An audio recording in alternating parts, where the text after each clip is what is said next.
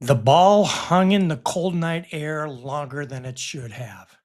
Tight end Tyler Gannaway tracked it, eyes locked, hands ready. Then the wind made the ball wobble, and that's when the linebacker arrived. The hit came hard, helmet into the ribs, just as the ball reached his hands. The ball popped loose, incomplete. His quarterback ripped off his chin strap and stormed off the field. Tyler rolled to his side with the air knocked out of him.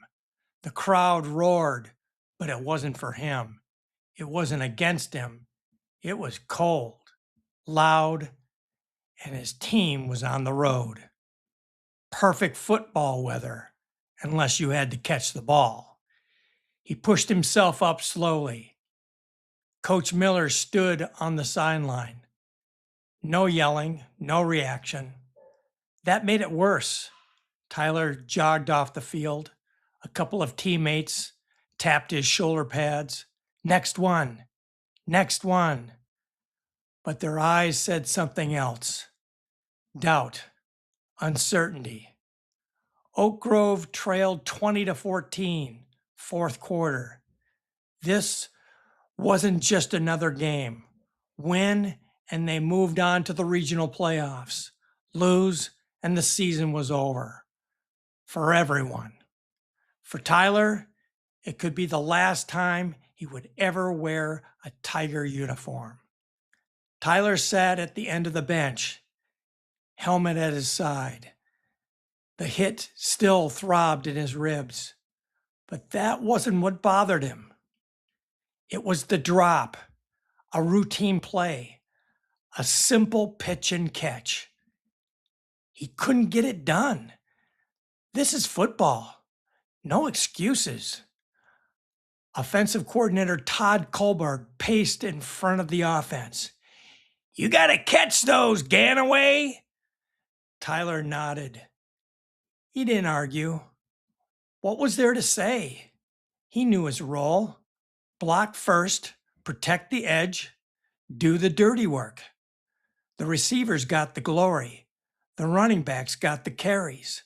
Tyler got the collisions. And occasionally, a chance to catch a pass for the team. Lately, those chances hadn't gone well. He could feel it now. The trust in him was quietly shifting. While waiting for the defense to shut down their offense, Tyler took some time to regroup. He inhaled through his nose. 1, 2, 3, 4, 5. Held his breath. 1, 2, 3, 4, 5. Exhaled slowly through his mouth. 1, 2, 3, 4, 5. Some of the butterflies were still there. They weren't all gone, just not as many. He grabbed his water bottle and wet his whistle. A quick squirt. His feet felt as heavy as bricks, not from fatigue, but from nerves. He bounced lightly on his toes. Get happy feet, he whispered. Everything started loosening and resetting in his body. Then he saw it. Not the field, not the defense. It was something else. It was Rob Gronkowski in his mind, catching the ball over the middle. He had such strong hands and played with no hesitation. In the red zone, he treated defenders like basketball players, using his body to shield them from the ball. Tyler smiled on the corners of his mouth. I'm gonna do that, he thought. He opened his eyes and looked out onto the field. Then something shifted. If he throws in my direction, I'm catching it, no matter what. If he didn't get thrown to, he was going to help his team win. He was going to win every blocking battle in front of him. He was going to stay on his man until the whistle blew. They were going to win this game. For a split second, he wasn't on the sidelines. His mind was in the backyard. His dad was tossing him passes in the dim light. Again! Hand stinging, one more throw. Again! Button hook, turn, catch, over and over. No crowd, no cameras, just reps. He had done this thousands of times. His hands knew what to do. His body knew what to do. Nothing new was required. His dad didn't say much, but when he did, Tyler remembered. Be a great blocker first, Tyler. Don't expect any glory, but stay ready anyway. When your moment comes, catch the damn ball. The offense took the field on their 22-yard line. They moved the ball with short gains and tough yards. Tyler sealed the defensive end to the inside, hands locked, with a hidden grab with just enough jersey to control the edge. The lane opened, and the running back darted through. First down. On the next play, Tyler stayed near the line, helping double team a sack-hungry defensive end.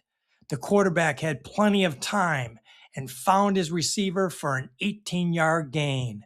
First down. Then a swing pass. Tyler sprinted from the line to the sidelines and took the lead defender. The running back followed his path forward. Another first down. Play after play, Tyler beat his man. It was his game within the game. The clock was ticking. Then the 2-minute warning whistle blew. It was 4th and 8 on the opponent's 38-yard line. The defense had tightened the last 3 plays. The game was on the line. Everyone knew that a passing play was coming next. The defense was lining up in a cover 2. Safeties stayed back, and the cornerbacks pressed forward. Our star skill players were going to be covered tightly, which meant someone else might have to make the play. Tyler stood in the huddle. His heart was pounding. His legs felt heavy. The whisper came back, "Don't drop it." That thought tightened everything. His hands, stomach, and breathing. He could feel it building. They broke the huddle. Tyler lined up on the right side. I've run this route 1,000 times. He dug into his stance with his hand in the turf. It's time to trust it. The linebacker in front of him was busy calling out last-minute coverage assignments. Tyler noticed he wasn't looking in his direction. The quarterback scanned the defense, called the cadence. The ball snapped. Tyler fired off the line with quick steps forward. The quarterback scanned the field. The receivers and running backs were all covered like a blanket. While running his route, Tyler willed the ball to be thrown to him. He didn't expect the ball, but he was ready for it anyway. He leaned left, just enough for the linebacker to take the bait. Then Tyler planted his left foot and cut right just past the first down marker. With no other option, Tyler was the only choice left. The quarterback got hit as he threw. The pass floated in Tyler's direction. It wasn't perfect. It didn't need to be. The screaming crowd disappeared. The wind didn't matter. All he saw was the nose of the ball spinning in the air. Time slowed with the ball wobbling in the wind. Tyler's feet moved without thinking. One stutter step, then another. He didn't brace for the hit. He welcomed it. His hand squeezed the ball. Mine. He pulled it in tightly, like it was a sack of precious gold. At the same time, 2 defenders slammed into him. Pads cracked. Bodies collided. They could not jar the ball loose. His body shielded them from touching it. It didn't move. Tyler twisted forward and fell to the turf and landed just over the marker. First down, Oak Grove. The drive didn't end there. The offense kept moving, play by play, yard by yard, and then they scored. The extra point split the uprights. They went on to win 21-20. The headlines covered the highlights, the touchdowns, the star players, the exciting finish. But inside the locker room, everyone knew it was the catch that changed everything. The catch that kept the drive alive. Coach Miller stood in front of the team afterward. He didn't raise his voice. He didn't need to. "We wouldn't have won tonight," he said, "without that play." He looked straight at Tyler with a small nod. The team applauded, and that was it. Later, his teammates peeled off their pads. They were laughing and shouting just as they did in their Pee-wee football days. Coach Kohlberg walked by and gave Tyler a quick pat on the shoulder. "I knew you could do it. Good job." Tyler didn't say anything. He didn't need to. Moments like this reveal how we respond to pressure. It doesn't ever disappear. You have to recognize it. Then you choose to do something about it. Tyler slowed his breathing, narrowed his focus, and locked in on one simple target: the spitting nose of the ball. He trusted the reps that he had built over time and the quiet mental skill sets that guided him. And when the moment came, he didn't force it.